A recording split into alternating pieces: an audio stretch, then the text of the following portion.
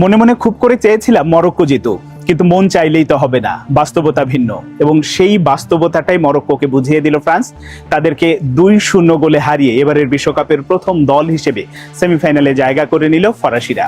ফ্রান্সের জন্য এটা টানা তৃতীয় বিশ্বকাপ সেমিফাইনালে তারা খেলবে স্পেন অথবা বেলজিয়ামের বিপক্ষে, সেটা পরের বিষয়।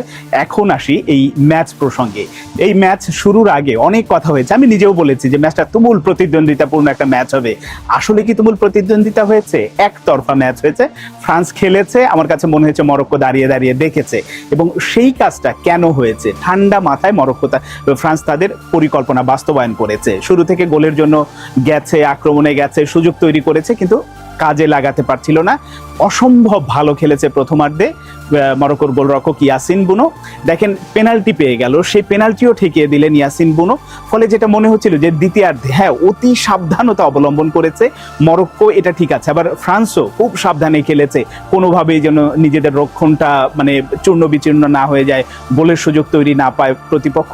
এই কৌশলে দুদলেই গেছে, কিন্তু গোল বের করার জন্য মরক্কোর মধ্যে আমরা যে তাড়নাটা দেখেছি গ্রুপ পর্ব বা রাউন্ড অফ 32-16 যেটা দেখেছি, কিন্তু এই ম্যাচে এসে আমার কাছে মনে হচ্ছে পুরোপুরি অনুপস্থিত ছিল। একেবারে নিজেদের মধ্যে বল দেয়া নেয়া করেছে নিজেদের অর্ধে, কিন্তু ওইভাবে যে তেড়ে ফুঁড়ে আক্রমণে ওঠা, ওই ব্যাপারটা ছিল না। একটা জিনিস মনে হচ্ছে যে ইসমাইল সাইবেরি, যিনি ইনজুরির কারণে খেলতে পারেননি, তিনি থাকলে কতটা প্রভাব পড়তো, বা কোচ বলেছিলেন তিনি যে তার উপরে নির্ভরশীল ব্যাপারটা, তাই না? কিন্তু আমার কাছে তার অনুপস্থিতিটা একটা অভাব বোধ হয়েছে।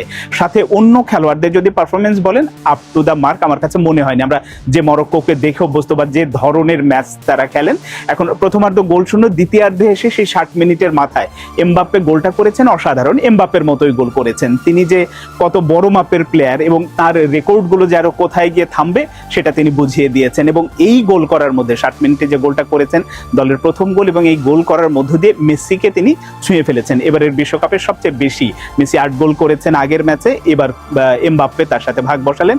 তার পেছনেই আছে হাল্যান্ড 7 গোল নিয়ে। এখন দেখা যাক যে মেসি কোয়ার্টার ফাইনালে ম্যাচ আছে, হাল্যান্ডের কোয়ার্টার ফাইনালে ম্যাচ আছে, তারা আসলে জিততে পারে কিনা, জিতলে কয় গোল করে, সেই রেকর্ডটা কোথায় গিয়ে থামে। গোল্ডেন বুটের দৌড়ে এমবাপ্পে, হাল্যান্ড এবং মেসির মধ্যে কে শেষ পর্যন্ত যেতে, সেটা হয়তো পরের বিষয়। কিন্তু ওই যে যখন 1-0 গোলে এগিয়ে গেল, 6 মিনিটের মাথায় আবার দেমবেলে গোল করলেন, ওসমান দেমবেলে গোল করে ব্যবধান 2-0 করলো।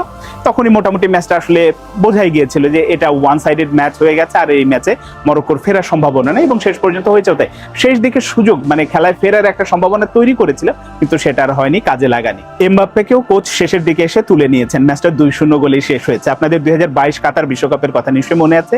সেমিফাইনালে ফ্রান্সের কাছেই কিন্তু তারা 2-0 গোলেই হেরেছিল।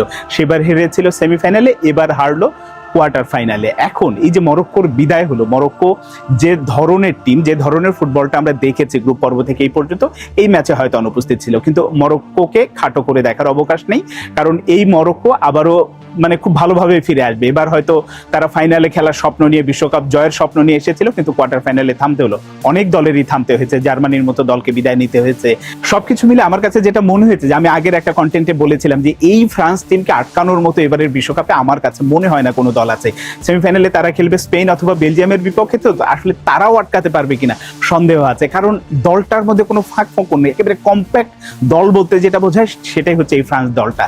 এখন শেষ পর্যন্ত দেখা যাক ওই দিক থেকে আর্জেন্টিনা আসলে ফাইনালে আসে কিনা, এদিক থেকে সেমিফাইনালে যাদের স্পেন অথবা বেলজিয়ামকে হারিয়ে ফ্রান্স ফাইনালে উঠতে পারে কিনা। যদি শেষ পর্যন্ত উঠতে পারে, 2000 22 কাতার বিশ্বকাপের যে পুনরাবৃত্তি, সেটা হয়তো হবে। এবং ওই ম্যাচ শেষ পর্যন্ত আসলে ফ্রান্স শিরোপা পুনরুদ্ধার করতে পারবে কিনা, বা কি হবে, ফাইনালে আদৌ যেতে পারবে কিনা, সেই সব প্রশ্ন সাপেক্ষে। কিন্তু যেভাবে মরক্কোকে তারা হারালো, আমার কাছে মনে হয়েছে যে তারা অনায়াসে সেমিফাইনালের বাধাও পার হয়ে ফাইনালে জায়গা করে নেবে।